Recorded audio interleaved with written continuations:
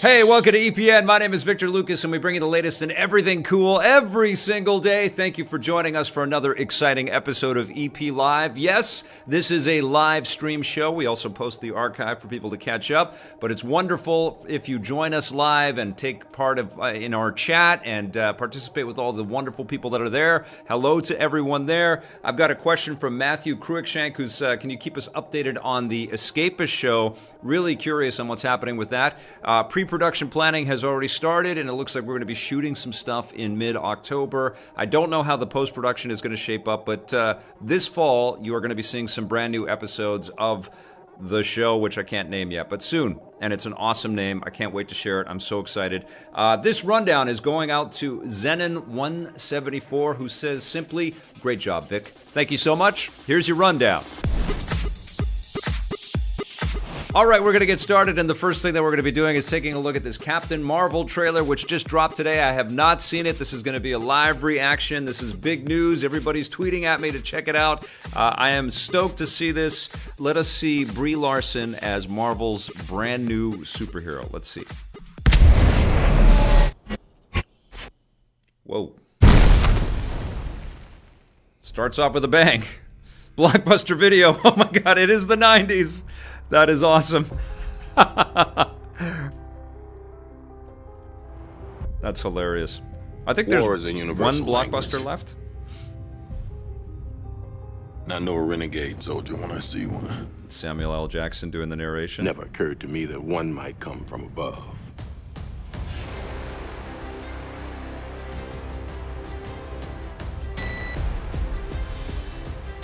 Space invasion. Big car chase. Truth be told, I was ready to hang it up till I met you today. So you're not from around here? It's hard to explain. This is great. So Nick Fury's kind of like a Man in Black in a way. I keep having dealing with an alien. Memories. I see flashes. Okay. I think I had a life here. Okay, so we see her But origin story as an real. Earthling.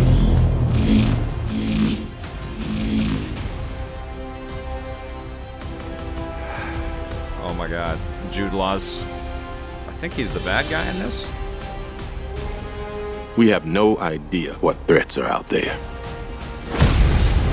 We can't do this alone. Oh man, everybody's got that de-aging technology.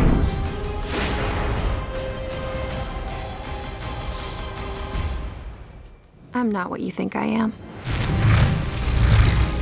Oh man.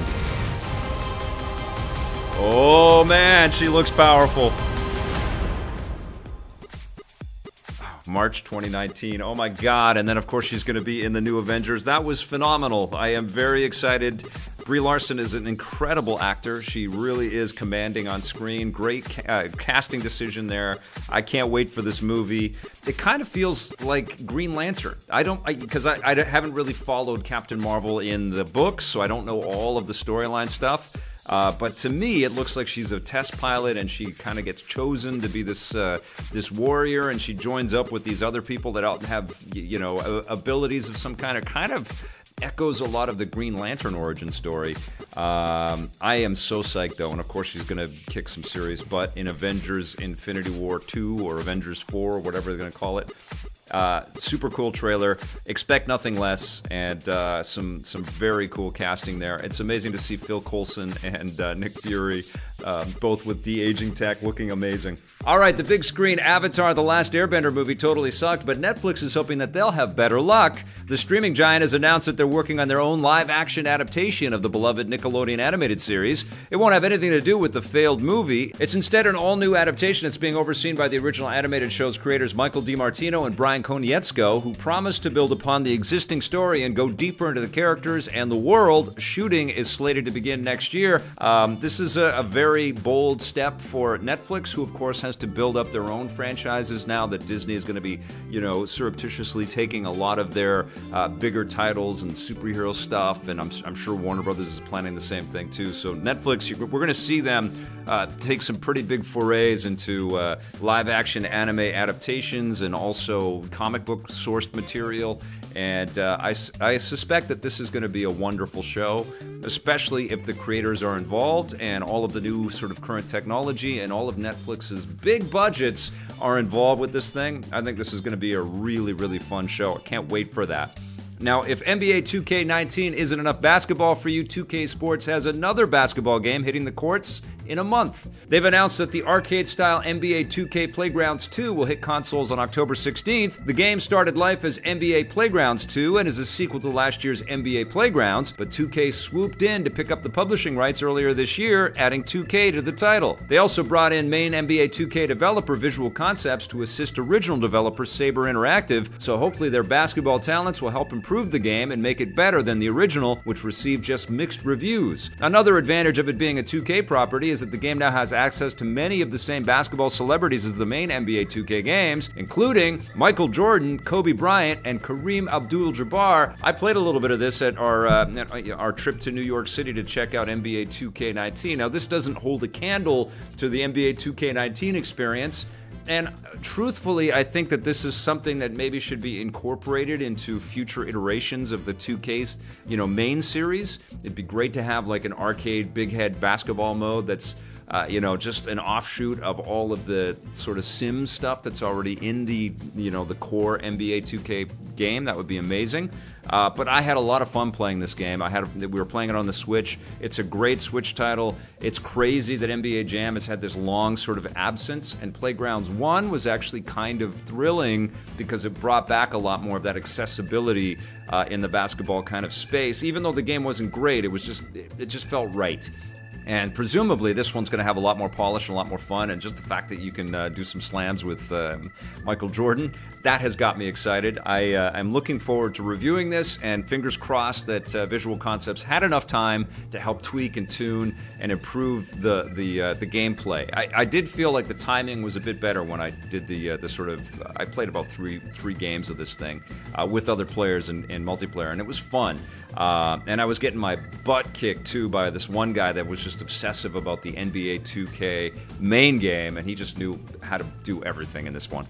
But I'm psyched. I can't wait, and I hope it's great. All right, now if you are not tired of buying the same games over and over again, some of the best Sega classics are coming to the Switch. Sega has announced that the Sega Genesis Classics Collection, released earlier this year on the PlayStation 4 and the Xbox One, is coming to the new Nintendo system. Like before, it will offer 50 classic Genesis games, including Golden Axe, Streets of Rage, and of course, Sonic the Hedgehog. And best of all, the co-op titles will support local co-op with the detachable Joy-Con controllers. The collection doesn't have a precise release date yet, but will hit the Switch this winter. We'll have more Sega classic action with a closer look at Streets of Rage 4 later in the show. I am psyched to play these games on the Switch. I have them on the PlayStation 4, and they're sitting right there, and I want to go back to them, but of course it's the game avalanche of the fall season, so all the new titles are coming out, and I'm playing stuff that I'm going to review. But I love the Sega Genesis collection. I think it's fantastic.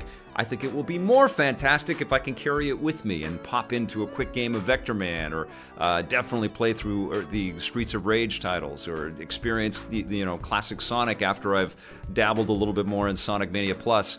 I think this is great. I think it's a little disappointing that we can't get all of this stuff included maybe with the Switch Online service as part of the sort of freebies. And presumably this is something that Nintendo will build up to. They will work with companies like Sega to offer some of the access to some of these titles, possibly even SNK, because they keep re-releasing their games. But we're not there yet. Right now we're starting with Nintendo Switch Online. You have access to the 20 or so that they're starting with. And we still have to rebuy a lot of these games that we love. But the deal is there's 50 games, and I think it's like $40 Canadian or something like that. It was not that expensive. It's definitely a tremendous trip down memory lane. There were some excellent games on the Genesis, and yeah, I am fired up to be able to play them anywhere I am on the Nintendo Switch, which is great. Now, Activision wants to make the Battle Royale mode in Call of Duty Black Ops 4 bigger and better. Several big changes are coming to the Blackout mode based on feedback feedback from the latest beta test, which ended yesterday. For starters, developer Treyarch is increasing the max number of players from 80 to 100, giving it the same player count as other big Battle Royale titles like Fortnite and Battlegrounds. They actually made this change yesterday in the last few hours of the beta, so it should be running smoothly for the final version. Another change they're making is that it will now be possible to report team kill looters, meaning that you can't kill your teammates on purpose just to steal their stuff. Treyarch says that they're looking at all of the feedback they've received during the beta and will continue to make tweaks and changes to Blackout before the final version arrives. Black Ops 4 deploys October 12th, and when we say final version, we're putting final into quotations these days because no game is really final anymore. There's always tweaks, there's always after launch patches that come down. I think Blackout is going to be ripped right out of Call of Duty, and it's going to be a persistent thing, and it will start to... this is my prediction, that nothing's confirmed, but I think that we're going to be playing Blackout for years to come, and it will incorporate stuff that's being placed into each successive Call of Duty experience. Likely it will go free to play, and likely it's going to go head-to-head and challenge games like Fortnite and companies like Epic. And PUBG, as we've said many times, has got a lot of targets on itself right now. They broke this wide open, but now all kinds of developers are going to be out there, and there's going to be billions of dollars on the table. And it's not just going to be Epic that's going to be privy to all that money for very long. That's going to do it for our rundown today, guys. Thank you for watching that. Now it's time for This Day in Everything Cool.